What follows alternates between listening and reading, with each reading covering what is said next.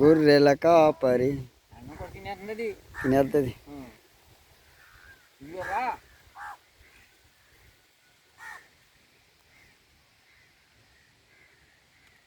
చెప్పావా ఫోన్ చేయమని?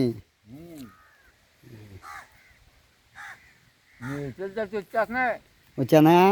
గొర్రెలు అంటే అంతేనా, వెంబడిస్తాయి. పొమ్మళ్ళు చంపేస్తాం మేపి. మిమ్మల్ని అని కదా, నిన్నాను కదా తాత, మామూలు చంపేద్దామా అంటున్నాను.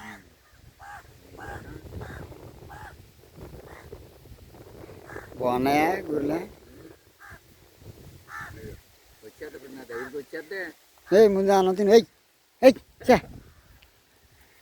ఇది ఎంత ఉంది కదా నీకు. గొర్రెల కాపరి